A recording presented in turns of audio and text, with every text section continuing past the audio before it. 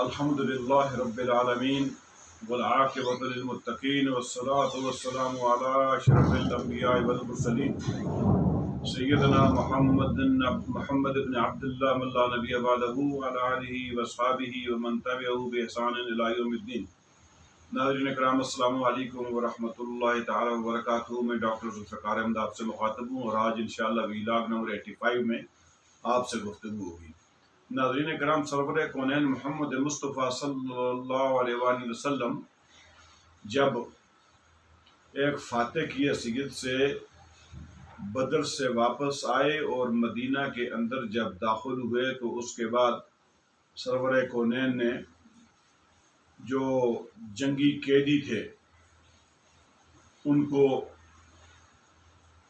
جتنے بھی صحابہ کرام تھے ان میں برابر ان کو ڈیوائیڈ کر دیا تاکہ ان کی دیکھ بھال کریں، ان کی نگرانی بھی کریں اور ان کا خیال رکھیں اور ان کی جو تمام سہولیات ہیں ان کو پہنچائیں اور ان کو جو ہے کسی قسم کی ایذا جو ہے وہ بھی نہیں دینی اور ان سے حسن سلوک کرنا ہے. یہ سرور کونین نے ان کو حکم دیا. اب یہ معاملہ تو طے ہو گیا. اس کے بعد اب قیدیوں کے ساتھ جو معاملات تھے کہ وہ قیدیوں کے بارے میں کیا معاملات کرنے ہیں، کس طرح ان کو آگے جو ہے معاملات لے کے جانا ہے، تو سرور کونین محمد مصطفیٰ صلی اللہ علیہ وآلہ وسلم نے سب سے پہلے جو مشورہ ہے وہ ابو بکر صدیق کی رائے لینا چاہیے کہ اس بارے میں کیا آپ کی کیا رائے ہے کہ ان کو کیا کیا جائے، ان کے ساتھ کیا سلوک کیا جائے اور کس طرح ان کے ساتھ جو ہے وہ معاملات نپٹائے جائیں. تو پہلی جو ہے وہ رائے حضرت ابو بکر صدیق رضی اللہ تعالی عنہ کی لی گئی کہ ابو بکر آپ اپنی رائے دیں کہ ان کے بارے میں کیا حملہ عمل اختیار کریں. تو ابو بکر صدیق رضی اللہ تعالی عنہ نے کہا کہ اللہ کے نبی، یہ جو جنگی قیدی ہیں یہ چونکہ ہم سب کے ہمارے چچیرے بھائی ہیں، ان کے ساتھ ہماری قرابت داری ہے اور چونکہ ہمارا خاندان بھی ہے کہ تو لہذا میری رائے یہ ہے کہ ان کو فدیہ لے کر آزاد کر دیا جائے. اس کے بعد سرور کونین محمد مصطفیٰ صلی اللہ علیہ وآلہ وسلم نے دوسری رائے جو ہے حضرت عمر بن خطاب رضی اللہ تعالی عنہ سے لی کہ عمر، آپ کی اس بارے میں کیا رائے ہے، آپ اپنی رائے دیجئے کہ ہم اس میں کیا لائے عمل اختیار کریں. تو حضرت عمر رضی اللہ تعالی عنہ نے کہا کہ اللہ کے نبی، میری رائے جو ہے وہ ابو بکر صدیق سے مختلف ہے. میری رائے یہ ہے فلاں ابن فلاں کو میرے حوالے کیا جائے، یعنی ابو بکر جو عمر بن خطاب رضی اللہ تعالیٰ عنہ سب سے قریبی جو تھا قیدیوں کے اندر، کہا کہ اس کو میرے حوالے کر دیا جائے، میرے حوالے کریں تاکہ میں اس کی گردن اڑا دوں. اور یہ قریبی رشتہ دار جو تھا اس کا بتایا. اسی طرح عمر بن خطاب نے کہا کہ عقیل ابن ابی طالب، یعنی علی رضی اللہ تعالی عنہ کا بھائی عقیل ابن ابی طالب کو علی رضی اللہ تعالی عنہ کے حوالے کیا جائے تاکہ علی رضی اللہ تعالی عنہ اس کی گردن اڑا دیں. اسی طرح فرمایا حمزہ رضی اللہ تعالی عنہ کے بھائی کو حمزہ رضی اللہ تعالی عنہ کے حوالے کیا جائے تاکہ وہ اس کی گردن اڑا دیں.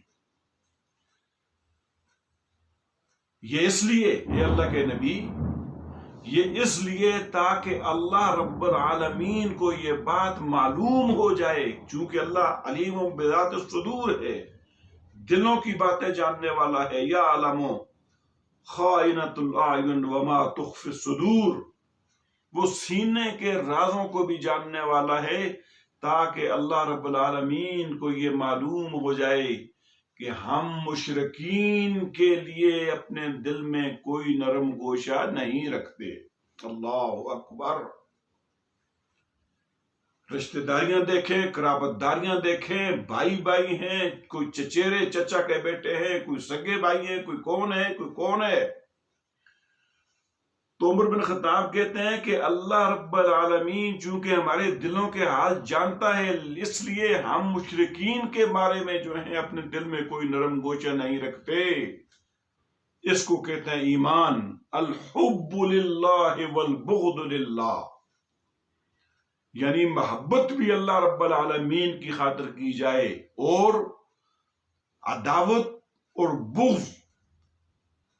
دشمنی بھی اللہ رب العالمین کی خاطر کیے جائے. یعنی جہاں پر اللہ اور اس کے رسول کا نام آ جائے،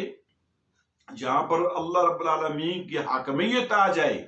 اور محمد مصطفیٰ صلی اللہ علیہ وسلم کی نبوت آ جائے، تو پھر قرابت قریبی رشتہ داریاں بھی کوئی معنی نہیں رکھتی. پھر اللہ رب العالمین کا قانون جو ہے، وہ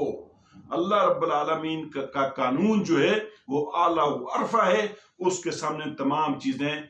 ہیچ ہیں اور کوئی اہمیت اور کوئی حیثیت نہیں رکھتی. تو لہٰذا اللہ رب العالمین، ہم چونکہ مشرکین کے بارے میں اپنے دل میں نرم گوشے رکھتے ہی نہیں ہیں، کیونکہ اللہ کے دشمن ہیں اور یہ نبی کے دشمن ہیں. تو جب یہ اللہ کے دشمن ہیں تو پھر ہمارے دشمن ہیں، جب یہ نبی کے دشمن ہیں تو پھر ہمارے دشمن ہیں. لہٰذا ہمیں اس بات سے کوئی سروکار نہیں ہے یہ کہ ہمارا بھائی ہے، سگا بھائی ہے، یہ ہمارا چچا ہے، یہ ہمارے چچے کا بیٹا ہے، یہ ہمارے ماموں ہے، یہ ہمارے ماموں کا بیٹا ہے. کون ہے؟ ہمیں اس سے کوئی سروکار نہیں ہے. ناظرین کرام، حضرت عمر بن خطاب رضی اللہ تعالی عنہ خود کہتے ہیں پھر کہ آپ صلی اللہ علیہ وآلہ وسلم نے ابو بکر صدیق رضی اللہ تعالی عنہ کی رائے کو پسند کیا اور میری رائے جو ہے اس کو ٹھکرا دیا گیا، یعنی میری رائے کو قبول نہ کیا، ابو بکر صدیق کی رائے کو قبول کیا. کیونکہ ابو بکر صدیق رضی اللہ تعالی عنہ نے ایک بڑی معتدل بات کی تھی اور درمیانی رستہ نکالا تھا کہ جس میں اللہ رب العالمین کے دین کی مخالفت بھی نہ ہو اور ایک درمیانی رستہ نکل آئے اور ان لوگوں کو آزادی بھی مل جائے، اور ہو سکتا ہے کہ ان ہی لوگوں کے اندر سے ہی وہ دار اسلام کے اندر داخل ہو جائیں، دار اسلام کے اندر آ جائے. اس طرح ناظرین کرام، حضرت ابو بکر صدیق کی رائے کو اختیار کیا گیا. سرور کونین نے کہا کہ ابو بکر صدیق کی رائے جو ہے یہ ٹھیک ہے. تو اس طرح ناظرین کرام، فدیہ جو ہے وہ مقرر ہوا. فدیہ کی رقم 4000 اور 3000 سے لے کر 1000 تک، 1000 یعنی دینار تک مقرر کی گئی. تو اس کے علاوہ ناظرین کرام، سرور کونین کی شفقت، صلہ رحمی، لوگوں کے ساتھ نرم دل، خواہ وہ جنگی قیدی ہیں یا وہ کوئی عام لوگ ہیں، ان کی مہربانی، ان کا فیاض، ان کا کرم، ان کا جود، اس پر ذرا آپ غور کریں کہ سرور کونین نے کہا کہ جس کے پاس فدیہ کی رقم نہیں ہے تو وہ مدینہ کے اندر بسنے والے 10 بچوں کو پڑھنا اور لکھنا سکھا دیں، تو یہی ان کا فدیہ ہوگا. اسی کے بدلے میں ان کو آزادی مل جائے گی، ان کو رہا کر دیا جائے گا. اس چیز سے ناظرین اکرام ایک سبق اخذ ہوتا ہے کہ سرور کونین محمد مصطفیٰ صلی اللہ علیہ وآلہ وسلم کو علم سیکھنے اور سکھانے کے بارے میں کتنا شوق تھا، کتنے لگاؤ تھا کہ انہوں نے، یعنی کچھ اور بھی وہ صورت اختیار کر سکتے تھے، مگر انہوں نے کہا کہ مدینہ کے 10 بچوں کو جن کے پاس فدیہ نہیں ہے، ان کو لکھنا پڑھنا سکھا دیں، یہی ان کا فدیہ ہے، اسی کو ہم فدیہ مانیں گے، فدیہ قبول کریں گے تو ہم ان کو آزاد کر دیں گے. ناظرین اکرام، نبی رحمت نے کئی جنگی قیدیوں کو بغیر فدیے کے احسان کے طور پر بھی رہا کر دیا۔ اللہ اکبر۔ کل کلاں جو تلواریں حمائل کیے ہوئے، تلواریں لٹکائے ہوئے، اپنے غرور اور گھمنڈ میں جو مسلمانوں کو صفحہ ہستی سے مٹانے کے لیے آ رہے تھے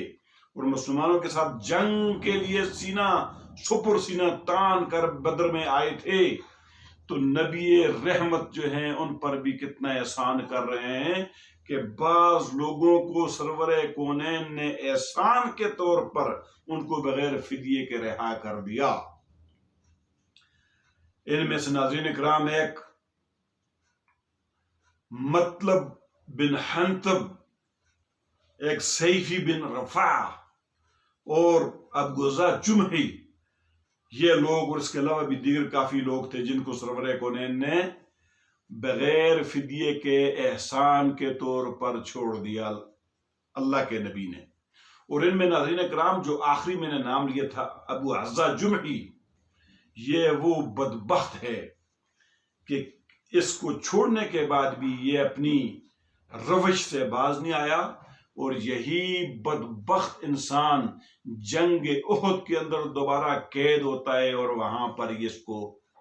اپنے انجام کو پہنچتا ہے اور یہ جہنم میں واصل ہوتا ہے۔ اللہ اکبر۔ اسی لیے کہتے ہیں کہ وَمَن يَهْدِهِ اللَّهُ فَلَا مُضِلَّ لَهُ وَمَن يُضْلِلْهُ فَلَا هَادِيَ لَهُ، جس کو میرا رب ہدایت دے دے اس کو کوئی گمراہ نہیں کر سکتا، اور جس کو میرا رب گمراہ کر دے اس کو کوئی ہدایت نہیں دے سکتا۔ اب یہ جنگی قیدی ہو کے آیا ہے اور اس کو احسان کر کے بھی چھوڑا، آزاد کیا گیا ہے، اس کے باوجود بھی یہ دار اسلام کے اندر اس نے سوچا نہیں ہے، تفکیر نہیں کی، سوچا نہیں ہے کہ کون سا مذہب جو ہے وہ الہامی مذہب ہے، اللہ رب العالمین کا بھیجا ہوا ہے، اور کون سا غلط مذہب ہے، کون سی غلط روش ہے۔ اس کے باوجود یہ باز نہیں آیا اور جنگ احد میں یہ پھر دوبارہ شریک ہو کے لڑنے کے لیے آیا اور وہاں پر یہ گرفتار ہوا اور جہنم میں واصل ہوا۔ ناظرین اکرام، اس کے علاوہ سرور کونین محمد مصطفیٰ صلی اللہ علیہ وآلہ وسلم نے اپنے داماد ابو العاص کو بھی بغیر فدیے کے چھوڑ دیا، اس شرط پر کہ وہ حضرت زینب رضی اللہ تعالی عنہا کا رستہ نہیں روکیں گے، یعنی ان کو آزاد کر دیں گے۔ ناظرین کرام، اس موقع کے اوپر ایک بڑا دل خراش واقعہ رونما ہوتا ہے کہ حضرت زینب رضی اللہ تعالی عنہ اپنے خاوند ابو العاص کو چھڑانے کے لیے وہاں سے کچھ مال بھیجتے ہیں، سرور کونین کے پاس بھیجتی ہیں۔ ناظرین اکرام، سرور کونین جب دیکھتے ہیں اس کو، مال کو، اس فدیے کو دیکھتے ہیں کہ جو حضرت زینب رضی اللہ تعالی عنہا نے بھیجا تھا ابو العاص کو آزاد کرانے کے لیے، تو اس مال کے اندر ناظرین اکرام ایک ہار تھا، اور جب سرور کونین اس ہار کو دیکھتے ہیں تو سرور کونین کے اوپر ایک رقت طاری ہو جاتی ہے اور ان کی آنکھوں سے آنسو جاری ہو جاتے ہیں سرور کونین کے۔ اور یہ ناظرین اکرام وہی ہار تھا جو حضرت زینب کی شادی کے موقع پر حضرت خدیجہ رضی اللہ تعالی عنہا نے تحفے کے طور پر حضرت زینب رضی اللہ تعالی عنہا کو دیا تھا، اور یہی ہار حضرت زینب رضی اللہ تعالی عنہ فدیے کے طور پر اپنے خاوند کو آزاد کرنے کے لیے بھیجتے ہیں۔ جب سرور کونین وہ ہار کو دیکھتے ہیں تو ان کی پرانی یاد جب تازہ ہوتی ہے، وہ ہار والی، حضرت خدیجہ والی، تو سرور کونین پر رقت طاری ہو جاتی ہے اور ان کی آنکھوں سے آنسو نکل آتے ہیں۔ اس کے بعد سرور کونین محمد مصطفیٰ صلی اللہ علیہ وآلہ وسلم صحابہ کرام سے یہ اجازت چاہتے ہیں کہ اگر آپ مجھے اجازت دیں تو میں ابو العاص کو آزاد کر دوں بغیر فدیے کے۔ تو صحابہ کرام نے کہا کہ اے اللہ کے نبی، بڑی خوشی کے ساتھ ہمیں کوئی اعتراض نہیں، آپ بالکل ان کو آزاد کر دیں۔ تو سرور کونین نے بغیر فدیے کو حضرت ابو العاص کو آزاد کیا، اور اس شرط کے ساتھ کہ تم واپس جب جاؤ گے تو حضرت زینب کا راستہ نہیں روکو گے، یعنی ان کو آزاد کر دو گے اور ان کو واپس مدینہ بھیج دو گے۔ تو ناظرین اکرام، اس کے ساتھ انہوں نے ان کو آزاد کر دیا، اور یہ گئے اور انہوں نے اپنے وعدے کے مطابق حضرت زینب کو آزاد کر دیا، اور وہ حضرت زینب رضی اللہ تعالی عنہ مدینہ منورہ تشریف لے آئیں۔ ناظرین کرام، اس کے بعد